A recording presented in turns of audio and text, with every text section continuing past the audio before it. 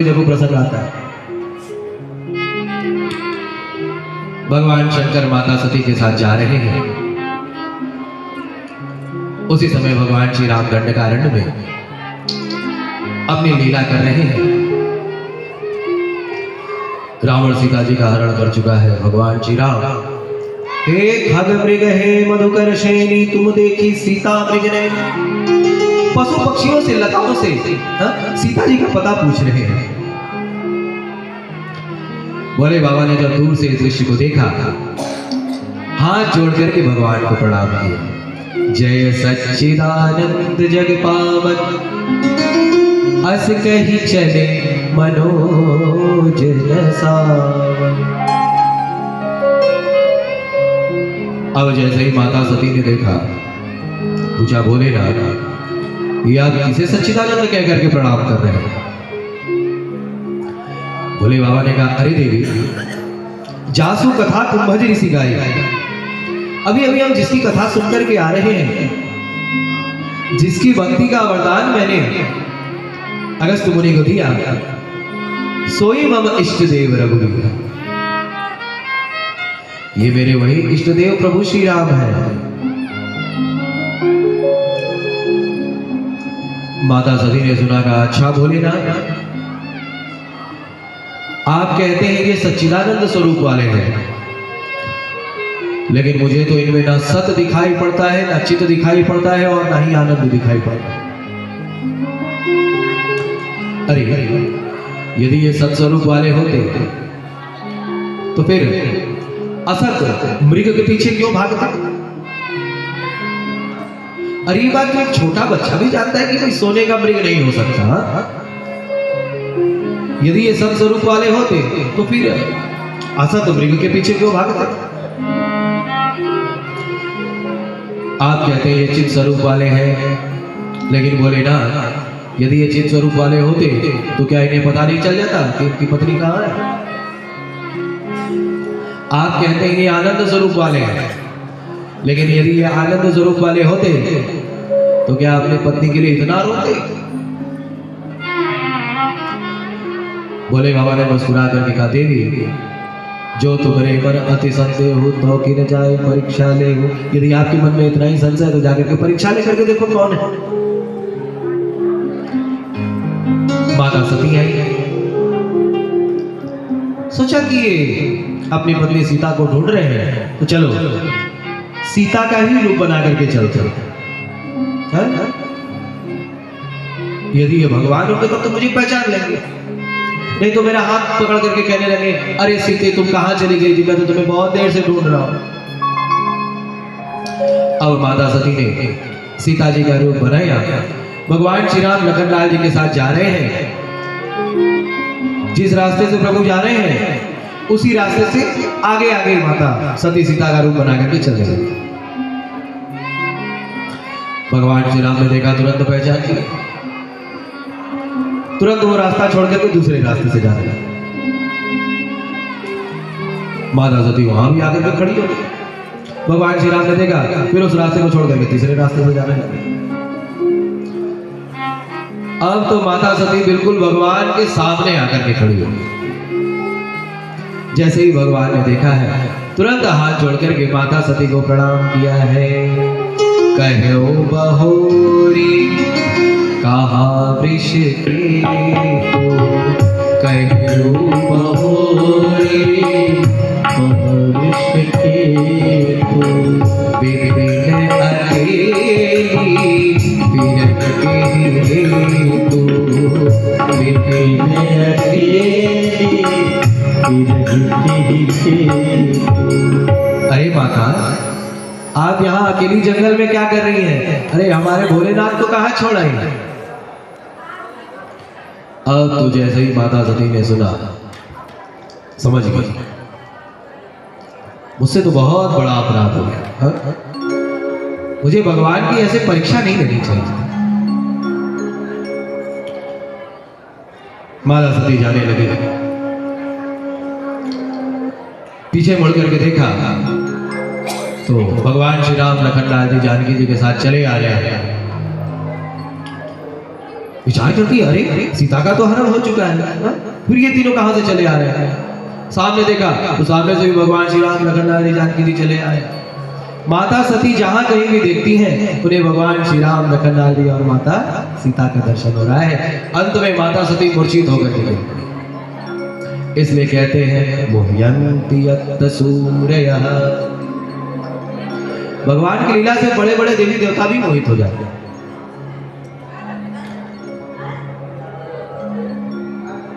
जिन प्रभु ने व्रज में आकर के ऐसी लीला की, इस सृष्टि की रचना करने वाले ब्रह्मा जी की भी बुद्धि चकरा गई। एक बार भगवान ग्वाल बालों के साथ एक वृक्ष के नीचे बैठ करके भोजन कर रहे थे।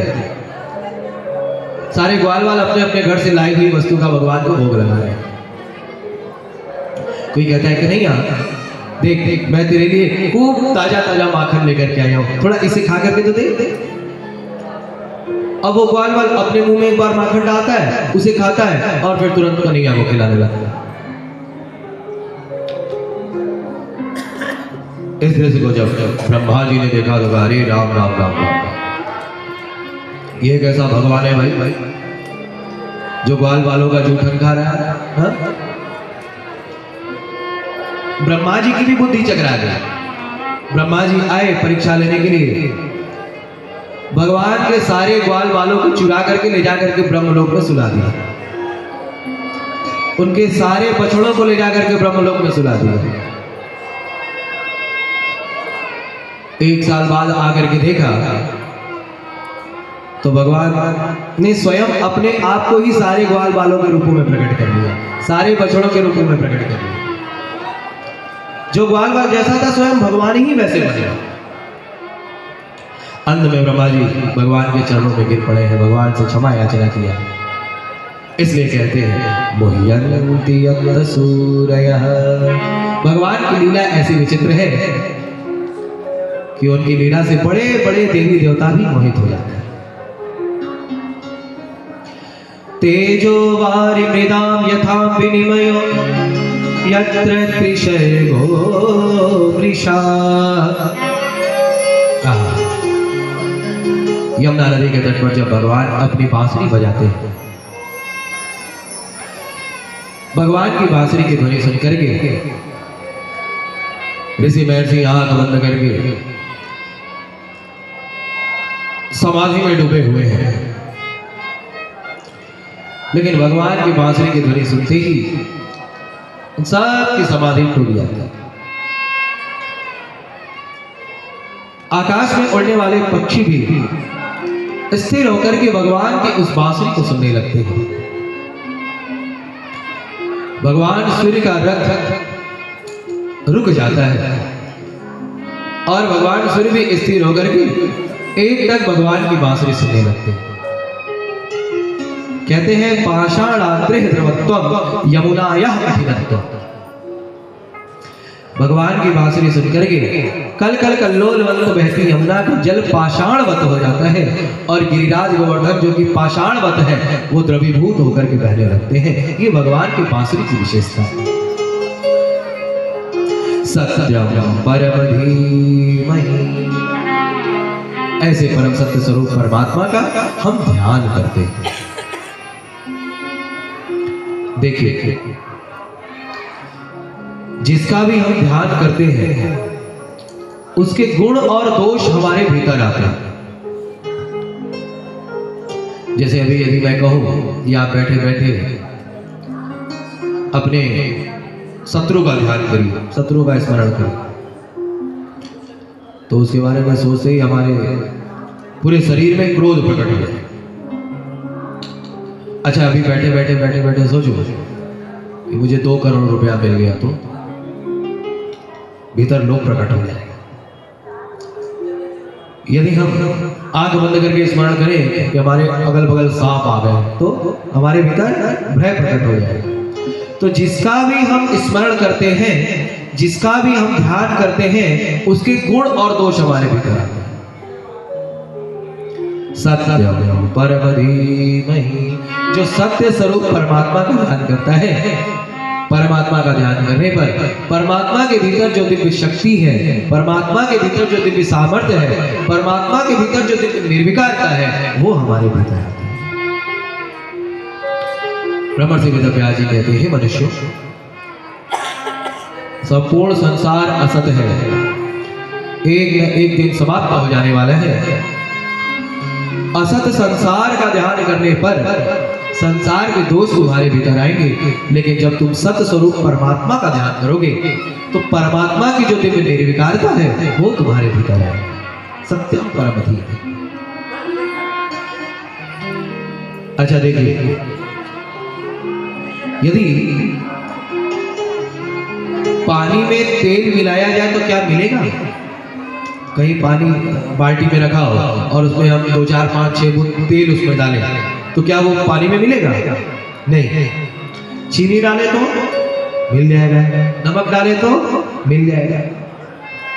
यानी समान गुण धर्म वाले ही आपस में मिलते हैं। हम सभी भगवान से मिलना चाहते हैं। भगवान से मिलने के लिए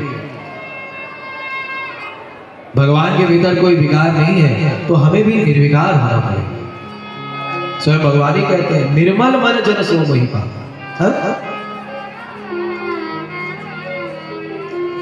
हमें भी निर्विकार होना पड़ेगा। तो जब हम निर्विकार परमात्मा का ध्यान करें तब हमारे भीतर निर्विकारता है। बड़ा सुंदर प्रसंग आता है कि रावण भगवती सीता का हरण करके लाया है। राम रावण का युद्ध हो रहा है। एक एक करके जब भगवान श्री राम ने रावण के सारे राक्षसों को मार दिया तब रावण ने जाकर के अपने भाई कुंभकर्ण को जगाया। कुंभकर्ण को सारी बात बताई। कुंभकर्ण ने कहा, भैया ये आपने क्या कर दिया? आपको पता नहीं क्या कि राम कौन है? आपको पता नहीं सीता कौन है? रावण देखो क्या कहता है। रावण कहता है, हे कुंभकर्ण, जानामि सीताम जनक प्रसूति। मैं जानता हूं सीता कोई साधारण स्त्री नहीं है। जनक प्रसूति, महाराज जनक की बेटी है। वो महाराज जनक जो देवराज इंद्र की सभा में भी चले जाए तो देवराज इंद्र अपना सिंहासन छोड़ करके उठ करके खड़े हो जाते हैं। जानामि रामम मधुसूदनोपि। मैं ये भी जानता हूं कि राम कोई साधारण आदमी नहीं है। उसने मुझसे भी अधिक बलवान मधुसूदन नामक राक्षस को मारा। वधम च जान्यम निजम दशान्यम। और हे कुंभकर्ण, तू मेरा अपना भाई है, इसलिए मैं तुझे एक गोपनीय बात बताता हूं। वधम च जान्यम, मैं ये भी जानता हूं कि एक दिन हम सबको मरना भी इन्हीं के हाथ है। तथापि सीता न समर्पयामि, तो भी मैं सीता को वापस नहीं दूंगा। कुंभकर्ण ने कहा, अच्छा भैया, तो आप सीता का हरण करके लाए हैं, तो क्या आपको अब तक सीता ने स्वीकार किया? रावण ने कहा, भाई बस इसी बात का तो दुख है। सीता तो एक पतिव्रता है, वो अपने पति राम के अलावा किसी की तरफ देखती नहीं। कुंभकर्ण ने कहा, लेकिन भैया आप तो बड़े मायावी हैं, आप तो माया से किसी का भी रूप बना सकते हैं। यदि सीता पतिव्रता है, वो राम के अलावा किसी की तरफ नहीं देखती, तो आप माया से राम का रूप बना करके सीता के पास चले गए, तब तो हो सकता है वो आपको स्वीकार कर ले। रावण ने कहा, भाई मैंने ये भी करके देख लिया। अच्छा तो क्या हुआ? कहा, हे कुंभकर्ण, जब मैंने माया से राम का रूप बनाया तो एक विचित्र घटना घटी। क्या? जैसे ही मैंने माया से राम का रूप बनाया, मुझे सीता तो क्या, अपनी पत्नी मंदोदरी में भी मां का दर्शन होने लगा। तो तब से मैं यही सोच रहा हूं कि जब इस नकली राम में इतनी पवित्रता है तो उस असली राम में कितनी पवित्रता है। भगवान श्री राम समस्त स्त्रियों को अपनी मां के रूप में दर्शन देते हैं। जो ऐसे निर्विकार भगवान का ध्यान करता है, सत्यम परम धीमहि, उसके भीतर भगवान की तरह ही निर्विकारता प्रकट होती है। ध्यान का अर्थ है भगवान की प्रतीक्षा करना। जैसे किसी मां का बालक कहीं खो गया हो, मां घर के दरवाजे पर बैठ करके मुख में बेटे का नाम होता है, मन में बेटे का स्मरण होता है, एक तक दरवाजे की तरफ देखती रहती है। थोड़ी सी भी आहट होती तो दौड़ पड़ती है, अरे मेरा बेटा लगता है आगे। नेत्रों से आंसू की धारा बहती रहती है, सतत अपने बेटे की प्रतीक्षा करती रहती है। ऐसे ही ये दोनों भावों के बंध में ये त्रिकुटी के पास जो आज्ञा चक्र है, जहां पर हम लोग तिलक लगाते हैं और माताएं बिंदी लगाती हैं,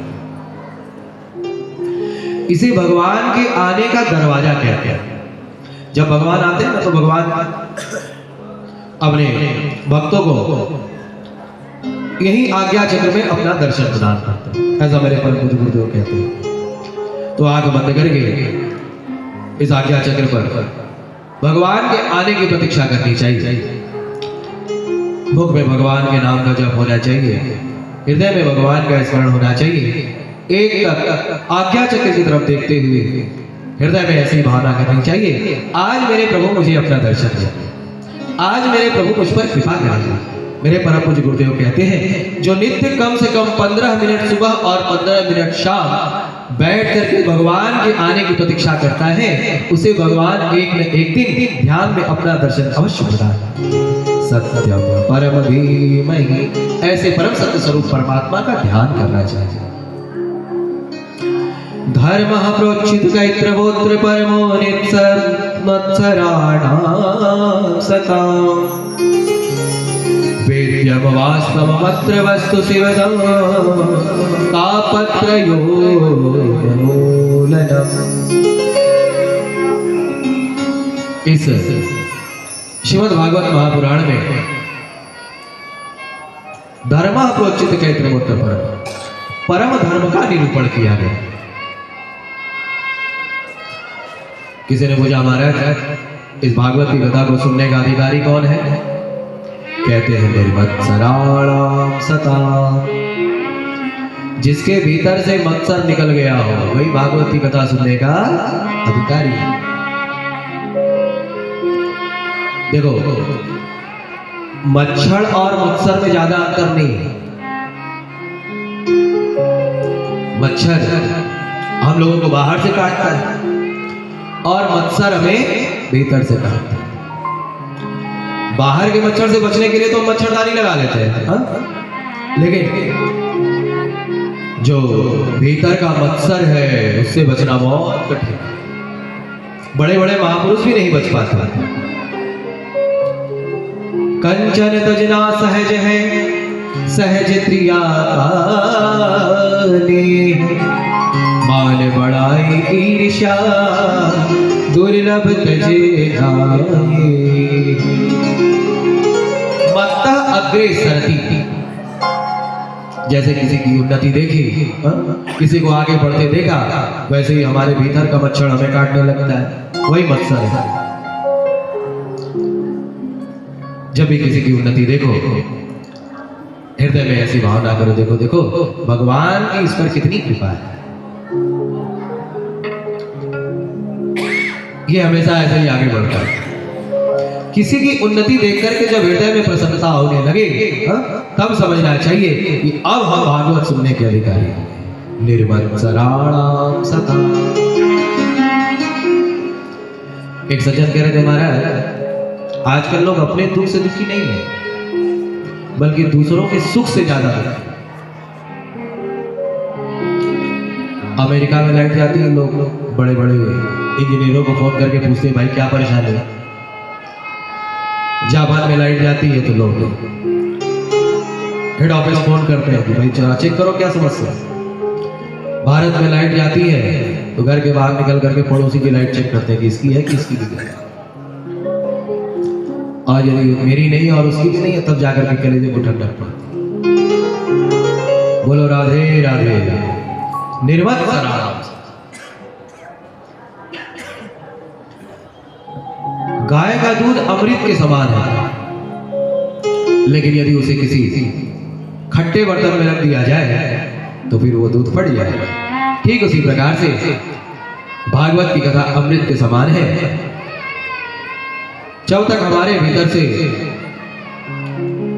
ये मत्सर समाप्त नहीं होगा तब तक हमें भागवत सुनने का पूर्ण लाभ नहीं होगा। वेद्यम वास्तवमत्र वस्तु शिवदम, कहते हैं इस भागवत शास्त्र में वास्तव वस्तु का बोध कराया गया। वास्तव वस्तु क्या है? ब्रह्म, जीव और माया, इन तीनों को वास्तव वस्तु कहते हैं। भागवत की कथा सुनने से वास्तव वस्तु यानी ब्रह्म, जीव, माया का बोध हो जाता है, और जब बोध हो जाता है तो क्या होता है? कहते हैं शिवदम, उस जीव का कल्याण हो जाता है। तापत्रयोन मूलन, हमारे शास्त्रों में 3 प्रकार के ताप बताए गए, दैहिक ताप, दैविक ताप तथा भौतिक ताप। शरीर में कोई रोग हो जाए जिसका डॉक्टर कोई इलाज ही न कर पाए, उसे कहते हैं दैहिक ताप। दैविक ताप जो दैवी आपदाएं हैं, जैसे कुछ वर्ष पूर्व केदारनाथ में आपदा आई, समय समय पर ऐसी दैवी आपदाएं आती रहती है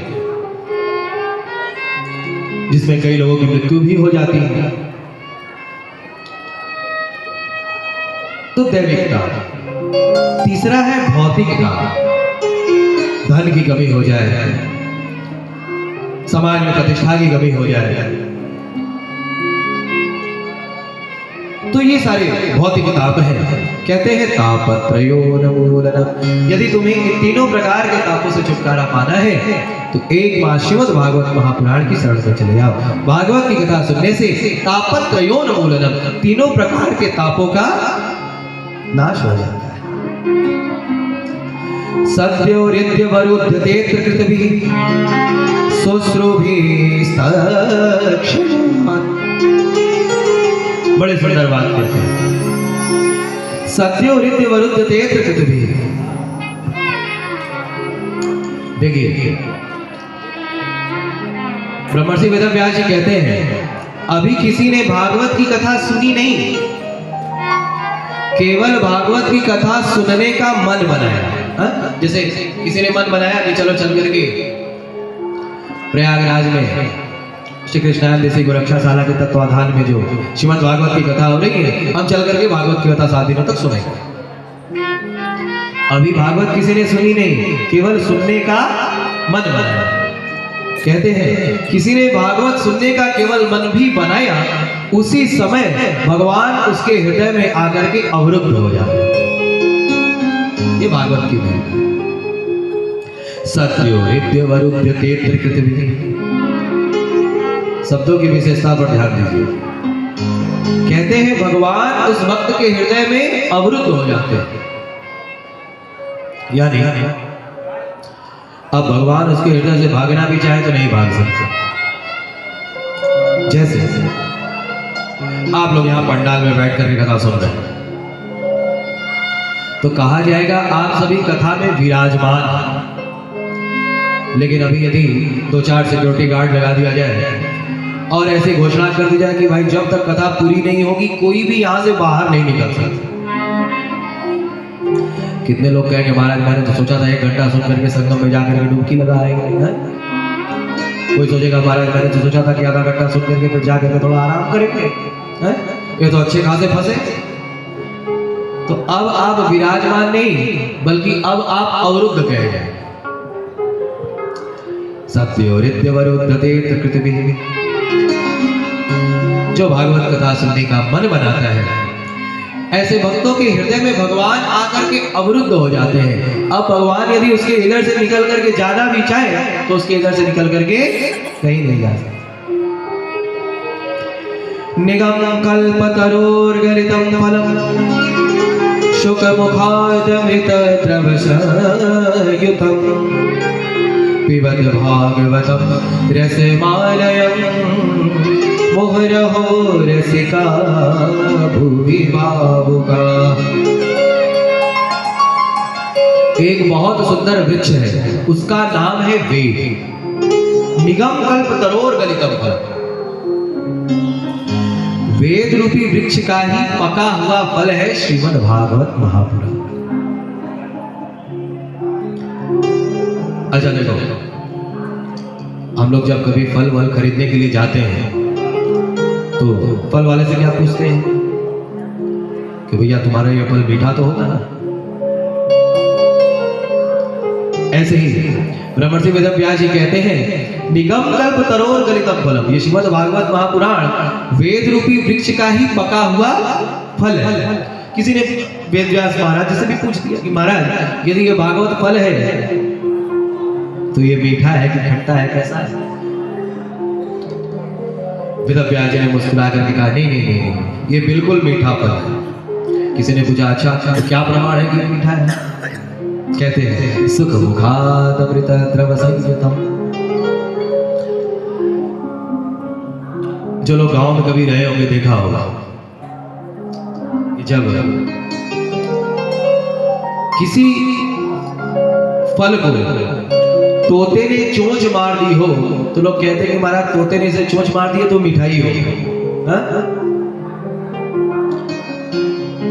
ब्रह्मर्षि वेदव्यास जी कहते हैं सुख मुखादमृत द्रवसंयुतम्।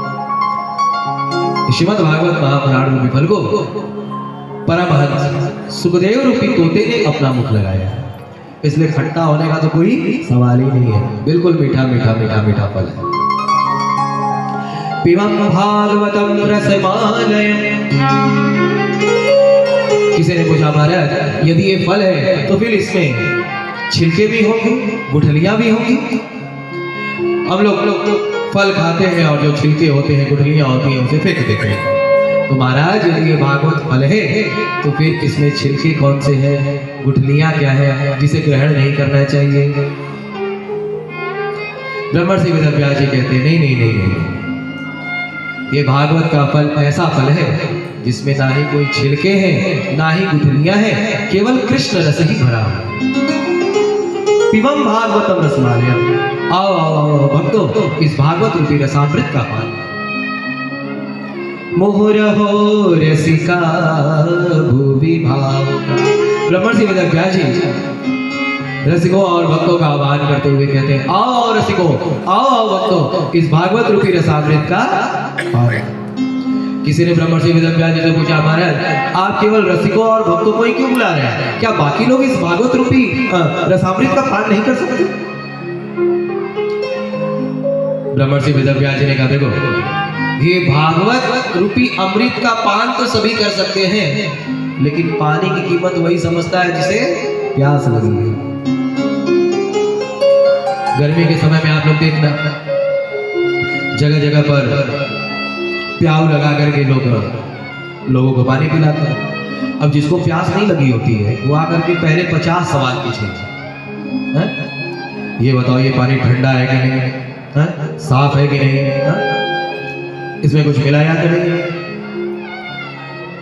और वही महाशय कभी रेगिस्तान को मिल रहे बड़े जोरों की प्यास लगी हो और कहीं थोड़ा सा भी पानी दिखाई पड़े तो पहले पानी पी करके अपनी प्यास बुझाएंगे, वहां पर कोई सवाल नहीं करेंगे। बोलो राधे राधे। ब्रह्मर्षि वेदव्यास जी कहते हैं ये भागवत रूपी रसामृत तो सबके लिए है, लेकिन जो रसिक हैं, जो भगवान के भक्त हैं, वो इस भागवत की कथा सुनने के लिए सदैव ललायत रहते हैं। वो रहो रसिका भुवि भावुका। आओ आओ रसिकों, आओ आओ भक्तों, इस भागवत रूपी रसामृत का पान करो। सौनक जी ने सूत जी महाराज से कुल 6 प्रश्न किए।